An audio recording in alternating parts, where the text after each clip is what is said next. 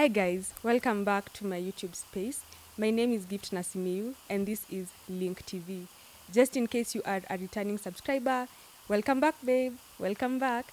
Anyway guys, so today I really have an amazing guy on my show. Yani, hey, ndo unasikiangalia sauti yake pale kwa Plug TV, the number one infotainment channel. So I know it's been a minute since I brought you guys level up content that is just basically about YouTubers, what they do, how long they've been in the industry and all that. So leo ninapiga story na Plug TV as I've said. And yeah, nitamwacha kwanza ajiintroduce atuambie his real name by the way. Wanna know my real name? My real name is Cliff Harvest. Yeah, mimi ni content creator kutoka hapa Kenya. Nimezaliwa na nikalelewa upande wa Ukambani.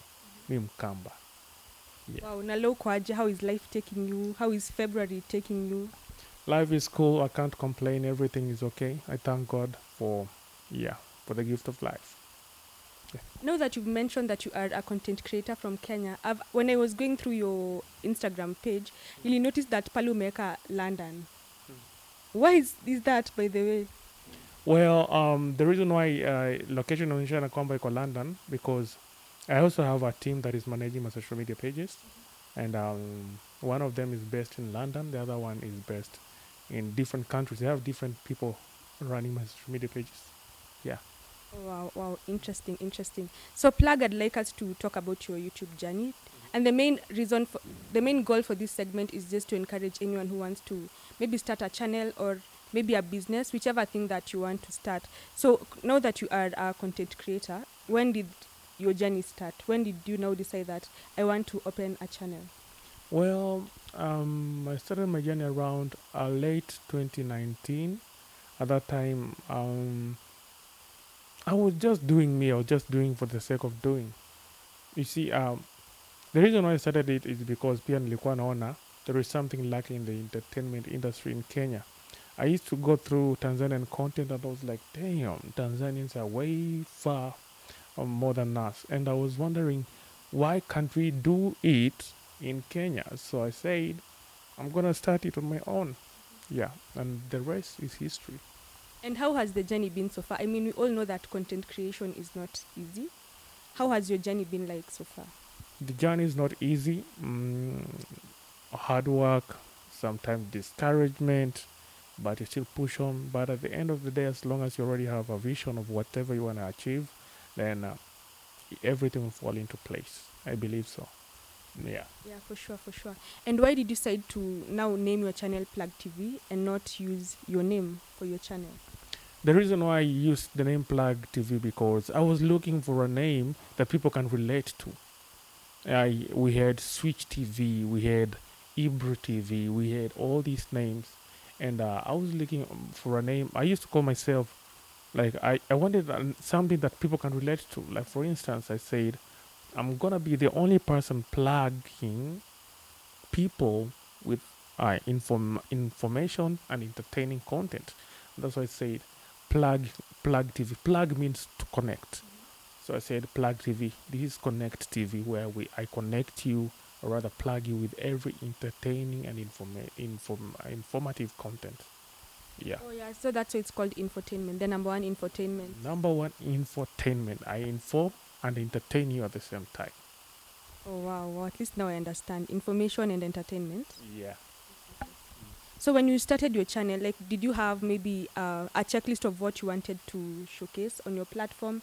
Ama ilikuja tu baadaye when you had started it? I started it because I wanted to inform people of what's happening in the entertainment industry in Kenya. Yeah, because I used to see the likes of Mpasha writing articles, and I was like, they're writing. Why can't I just be doing it verbally? I narrate to people instead of people going to read. Why can't they just come to my channel and listen to what I have to say about the entertainment industry? So I had the idea of talking about the entertainment industry in Kenya, trying to dig deep and find out what's happening in the entertainment industry. That's why I started. Yeah. Oh wow, by the way, I also went through your videos like from way back, and I noticed that in your previous videos you never used to show your face, by the way. Why is that? because I did not have equipment, so I was looking for an easy way of making it. So I never had microphones. I never had anything with me. So I only used to record the phone that I was using at that time. My younger sister had given it to me, so it was not a nice phone, and it could not shoot good videos. So I used to record voiceovers, and then I just do a slide shots of some whatever I'm talking about. Yeah, yeah. So it's not because I actually thought maybe you were kind of shy. That's why you never wanted to show your face. Kumbe it was for. I can never be shy. I can never be shy. Mi nakuanga too hyper. Yeah. Oh, wow. I mean, nilikuwa najua mse ako shy, maybe it took time to build that courage and all. So plug, when I also looked at your channel, not even yours peke, there are some creators who ukiangalia location you'll see that kuna yenye ni Kenya, others UK, others USA. So does this really matter for a channel? Like to get an audience from these different countries. Okay, not really. If you check that location place, for example, if I check your channel, about, it shows UK. Only on Instagram and Facebook. That's when you see the location is in UK and yeah, other countries. Yeah, those are the locations that I put. The one managing my social media pages. Alieka location kabuko ndio yuko sai. So it does not really matter. It does not really matter. For YouTube, unajua hata uwezi fake. If you want to, if you fake it, unasema ati you're in the US and yet uko somewhere in Kibera, they will find you when they are sending you the AdSense. Yeah, you cannot fake it. Yeah. For sure, for sure you cannot fake it because they have to send the AdSense via PO box. Yeah, post office rather. So how would you say you found the industry, the infotainment part, considering that you started way back in 2019? Well, number one, I could say that by God's grace, you have been able to take the entertainment industry way much higher than expected. And like if you look around 2020, the Tanzanian entertainment industry had taken over Kenya. We were no longer having people who are talking about the entertainment industry. Ulikuwa ukiingia YouTube unapata tu ni Diamond kutoka ABCD hadi kule chini. Yani hakukuwa na content za Wakenya ambazo Wakenya walikuwa na consume that are connected to the entertainment industry. But ever since we entered into the entertainment industry, the amount of the attention that Diamond has been receiving on our websites and blog sites reduced. And thanks to our Kenyan entertainers, our comedians, artists, and all that, and thanks to every digital journalist out there. Yeah. Speaking of digital journalists, would you say journalism is something that you studied? Well, I never studied anything to do with journalism. I actually did a very different course from what I'm doing right now. Nilisomea mambo ya ndege.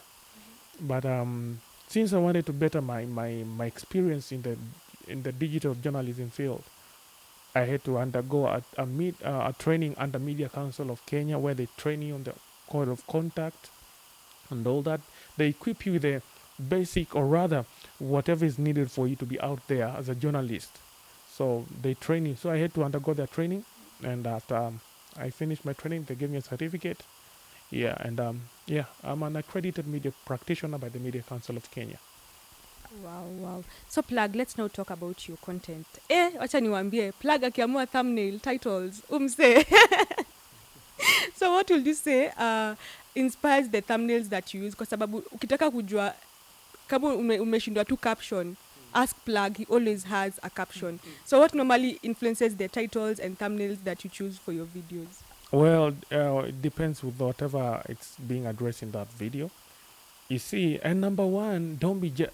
I'm a creative.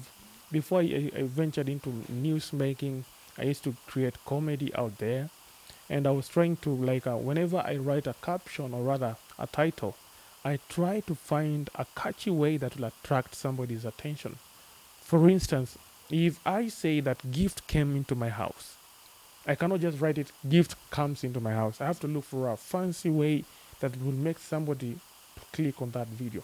You cannot just say gift came into my house. Unaweza sema kitu kama hiki. Unaweza sema um,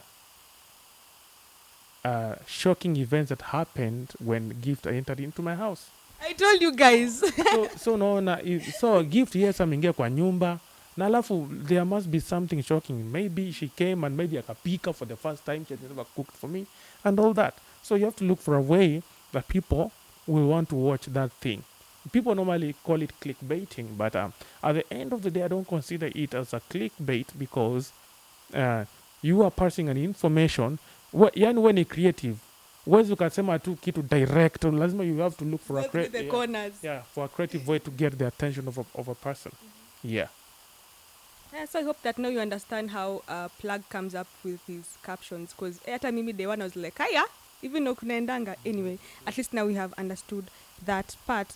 And by the way, there's a time like, I don't know, it was sometime last year, 2021, hapo maybe November, October there.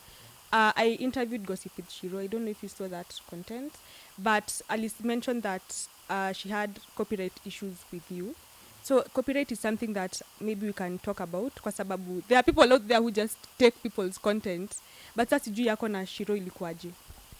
Well, I had no issue with Shiro at all from the word go, but the problem is she was trying to insist on something I never did, like falsely.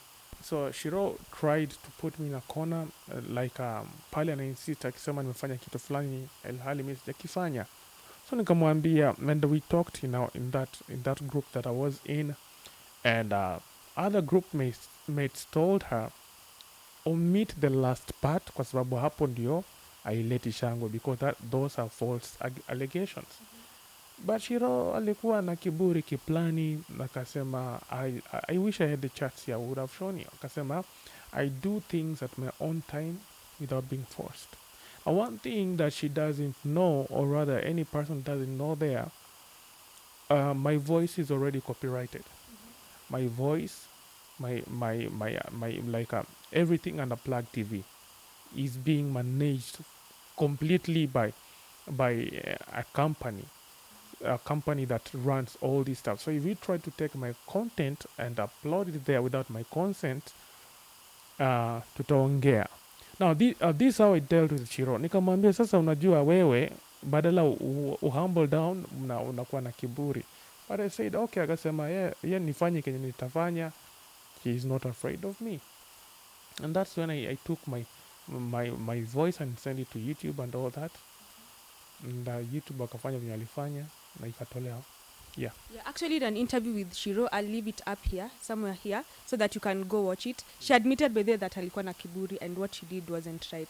But then she also mentioned that you also came in to help her. I mean, I think YouTube told her that she should contact all the people who had copyright issues, copyrighted her content and all. Can you maybe expound more on this? So she requested me to retract the copyright claim, and then I talked to the person who sent na alafu ikatolewa. But yeah, it's already one thing with YouTube ni unajua I normally say don't be a lazy content creator. If you see probably Link has uploaded this video and you would want to share it on your channel, don't just take the entire video and upload it on your channel. Try and maybe take an excerpt of it, do a narration about it and upload it. Badala kuchukua video ya mtu full. I know, from the intro hadi outro na alafu unaeka. And to make the matters worse, unafunika logo ya yule mtu watermark, unaeka yako hapo juu. That shows you that you are not ready to pay for the price of content creation. It is not easy. Like right now I believe Link ametoka mbali. Amekuja hadi huku kufanya interview, and yet ujui zile mashida amepitia. Maybe she had to undergo security threats to be here. Na alafu umekaa tu nyumbani unaona hii video imepanda, pia mimi moja nichukue niweke nipate hizo views, hii video imepanda. So you become a lazy content creator and you want to take advantage of other people's works. So if you want to make it more easy for you and the owner of that video, take an excerpt of it, post it on your channel, and then do a narration, because at the end of the day YouTube wanaendanga wanapitia kwa hiyo channel, on every channel on YouTube wanaangalia duplicated content, and if they find the duplicated content, chances are they will demonetize you plus the owner of that content. So you can imagine putting my channel in jeopardy because you never wanted to work hard. So unapata video zako kama tatu zimekuwa reuploaded by somebody else. YouTube wanapata these ones are duplicates, so they decide to demonetize you plus the uploader. Inakuanga mbaya, but at the end of the day, just stick to YouTube's terms and policies, try to undergo through their copyright whatever, and then for you to be safe. Actually, I also saw someone had taken my yani edit palinasema subscribe to Link TV. Aku cut out that part. So the content is on her channel, but she's telling people to subscribe to my channel. Don't be a lazy content creator. Anyway, plug. Have you ever maybe experienced or been in a scenario where someone else has used your content? Yeah, many times. Unajua mimi nasemanga hivi, kuna wale watu ambao nikiona mtu amechukua amereupload content yangu na hajaficha watermark ama hajaficha logo yangu, nampatianga 7 days notice. Now, this is I know of a channel of a friend of mine. Somebody took her content, akareupload kwa channel yake na akampiga strike. Unaona? So you can imagine uchukue content ya Link uweke kwa channel yako, alafu muamue kumstrike na maybe umechukua na content zake 3. At the end of the day, you make the owner of the content channel yake iende for no reason. So imagine this girl lost 2 channels because of this person. Alikuwa na upload, anaenda anampatia strike nayo. So, and that's why me personally, I don't entertain anybody who re-uploads my content, because I believe God has enabled me to be here, and I've gone through thick and thin for me to be here. So wakati ambao mtu anachukua video yangu na upload na alafu ajeka watermark, nampatianga 7 days notice, namwambia atoe, YouTube inamwambianga atoe, ndio I avoid kupata copyright strike. So at the end of the day, because kutoa before the 7 days are over, then chances are that person will receive a copyright strike. Na yule mtu ambaye amechukua content yangu upload na ameficha hadi watermark, huyo hata simpatiangi notice, nampatianga on the spot. Why? Because it shows that you are lazy. You don't want to give credit where credit is due. You're just taking advantage of people's work. I believe that's not the good way. Fanya kazi. Kama ni hiyo video unapenda, chukua an excerpt of it, do your narration, upload. Mi sina issue. I have people who normally take my videos, wanakata part kidogo, and I love it. Why? Because at least amechukua ile part kidogo, ameenda amefanya vitu zake, ameattach hiyo part hapo. At least ndio, na ukifanya hivyo, and that's what I normally do with other people's content. Like for instance, if I see Bahati has re-uploaded something that I would love to see, or rather to share with my audience, I normally take an excerpt of that part and I minimize it. So minimize, even when YouTube goes through the algorithm to try and find out a re-uploaded content, your content will not be part of the re-uploaded content, the Bahati. So, and furthermore, you're also giving credit where credit is due. I'm not taking advantage of somebody's work. Yeah. I've actually seen other creators when they even go a step ahead to just kusema video courtesy of maybe Plug TV and all. Yeah, it's actually a good thing. Yeah, so Plug, you've mentioned about copyright strike. Unajua maybe there's a creator who will watch this video and doesn't understand the magnitude and intensity of a copyright strike. Maybe you can expound on that. So a copyright strike, it is usually given to somebody when they infringe somebody's copyrighted content. For instance, if I come and re-upload your content on my channel without your consent, and then mimi niamue you did something without yani unipatie wame kuripoti your video, ni kama kuripoti your video kwa YouTube. So you report that video through a copyright tool, you request a takedown notice. Mostly when you request a takedown notice, you have 2 options. It's either upeane 7 days notice, where YouTube gives a time frame of 7 days for this person to upload, so that they to delete the video, so that they may not get the strike. But if we have a standard takedown notice, this is where you give out a takedown notice immediately. YouTube gives out a takedown notice immediately. Something surprising with these takedown notices, Once you receive them more than thrice, your channel will be deleted. No. So, for you to be on a safer side, avoid using people's content if you don't want your channel to be deleted. Sababu ukishapata hizi take down notice mara tatu, YouTube watakwambia they have noticed you have been going against their policies. They have no choice but to delete your channel. So to avoid all that, just be creative. Don't be a lazy content creator. Go out there, work your ass off. Vile Jalango aliambia one of the guys out there, and just be creative. If you want to do something, fanya tu vile nimekuambia. Don't re-upload somebody's content. Yeah. Well, I'm hoping that the whole copyright strike claim thing is clear. So, Plug, I'd also like to know what have been your biggest highlights in this industry as a creator, content creator? My biggest highlights, man. Is you can see the house kinyenaka. Yeah, by the way, acha nikwambie. It's just that I didn't want Plug alione niko shocked, but I was like, hey. Anyway, he has a very beautiful home, by the way. Najua niliingia hapa ni bless kutaka kuonyesha that, hey. Yeah. Vile nyumba inaka. And those are my big. Mimi, okay, something surprising me. I don't show off. Nataka tu nifanye vitu zangu chini ya maji. Gari yangu ikae tu chini ya maji, watu wanashangaa msana kwa na gari. Like yeah, no.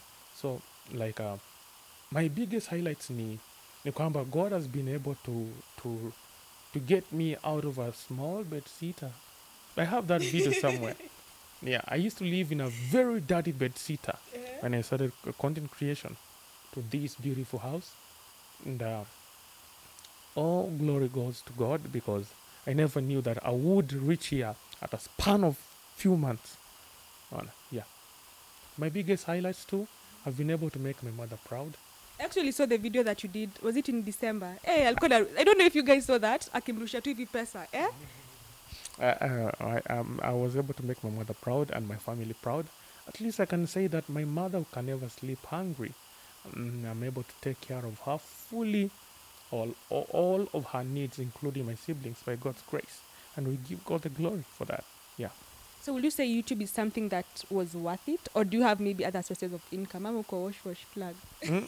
YouTube is part of it. I also do other stuffs, but that revolves around content creation.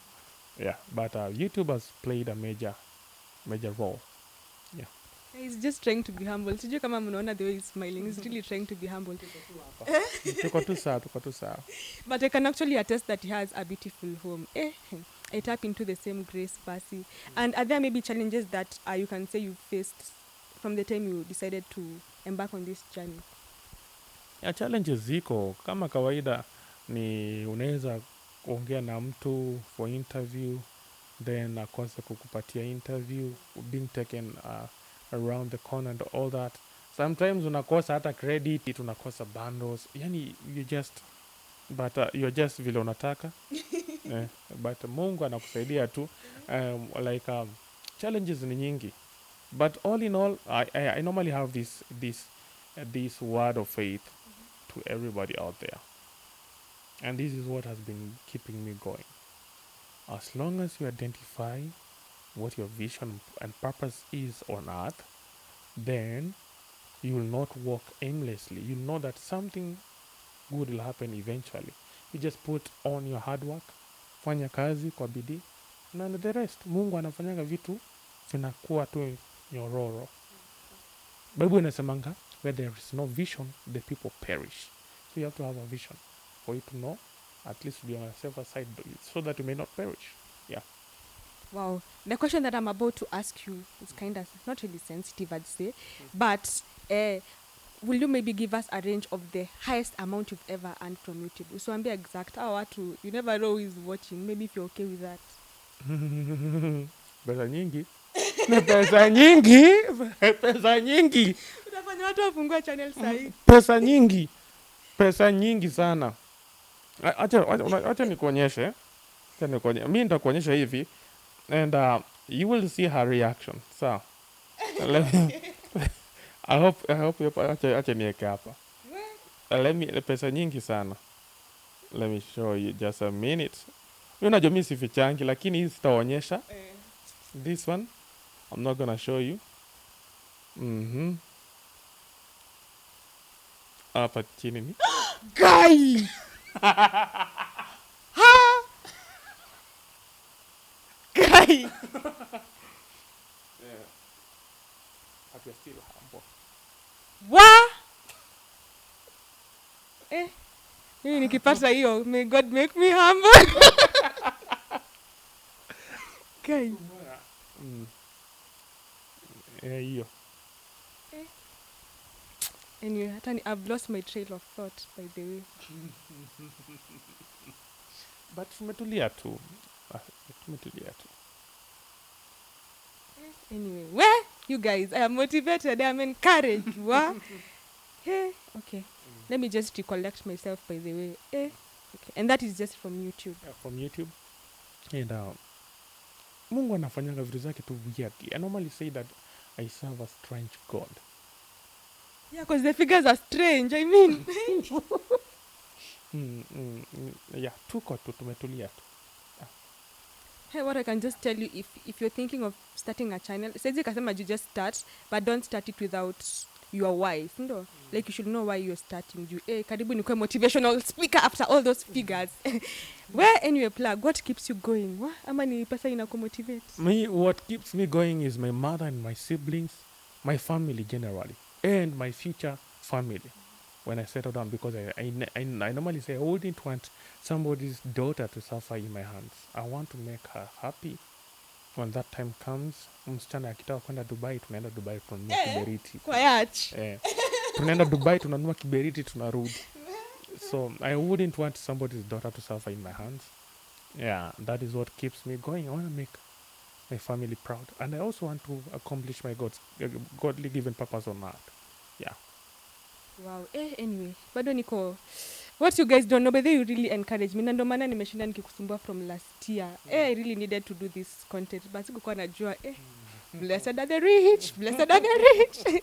Anyway, plug. Tukimalizia, what will you tell maybe someone who wants to start a channel?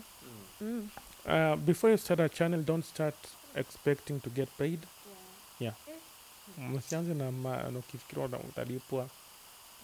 Okay, just be motivated. Do something that you love doing. And at the end of the day, we'll honor fruits. For instance, I personally knew that I was interested in mambo ya media. Yeah, even though whatever I pursued wasn't connected to media. So everybody used to ask me, what are you going to do in future? I used to tell them, I'm going to build a media empire. At that time, I never knew what an empire is, but I somehow, somewhere knew I'm going to build a media empire that will take over the entertainment industry in Kenya. Currently, we are in the process of building that. Recently, I Googled Plug TV. I got shocked that people are Googling the owner of Plug TV. I actually did that today. That is why I'm asking you your real name. Aki, mimi I was Googling in the matatu. So my main aim is to build a media empire in Kenya, and that will take over other nations.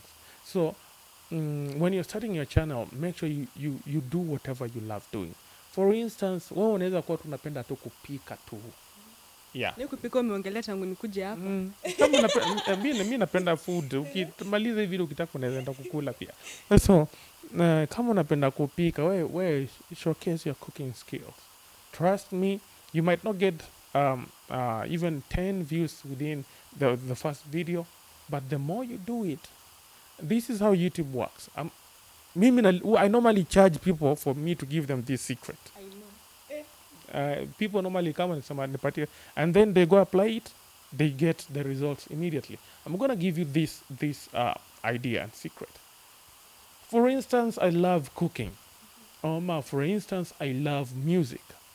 You want to do content like mine. Unaendanga pale kwa channel ya Plug, you go to video section on YouTube, look at the most popular video. If the most popular video has 1 million views, then this means that is a video that has given me lots of subscribers, lots of money, probably, and lots of views still.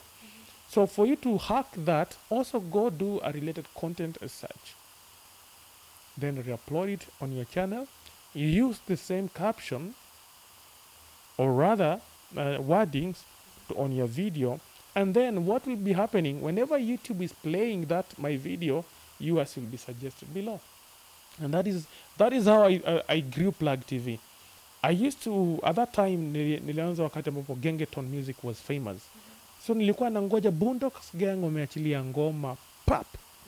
Ninaenda kwa Instagram zao, naangalia reactions, I compile the reactions and I come right Kenyans react to Boondocks Gang's latest song. And then whenever ngoma ya Boondocks Gang inachezwa, reaction yangu iko hapo chini. So that's how I grew Plug TV. And if that video has given you most views, redo such a video over and over again, and it will give you more views. Yeah. Wow, so guys, you have heard from Plug TV himself. Yani, we were number one infotainment, and his channel has over 30 million views. So, yeah, tufuate easy tips. Anyway, Plug. So my last question is like, approximately how long did it take you for you to be monetized? I remember I started re-uploading around the month of November. Is it November? I think September or 2019. Then around January, I got monetized. Yeah, I think it just took me less than 5 months. Yeah. Wow. Anyway, wow. So guys, if you want to start your channel, make sure that you have your reason why you're doing it. Fuata tu vile Plug amesema. You know me, I plug you. I plug you anyway. You see what I did there? I plug you with the best. So, yeah, kama unafikiria kufungua channel, this is the time. This is the time. Yeah, so sijui kama ndeta niwaambiwa subscribe kwa channel yako kweli. Nani hakujui Plug? Go subscribe to Link TV. Yeah. She's beautiful and she's doing an amazing job. Thank you. And I'm also grateful that you were happy for me when I was monetized. By the way, aliniuliza, yeah, were you finally monetized? And yes.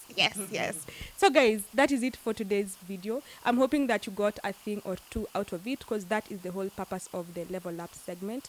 If you haven't subscribed to my channel, kindly consider subscribing, and I'll catch you in the next video. Wacha tukapike. Bye.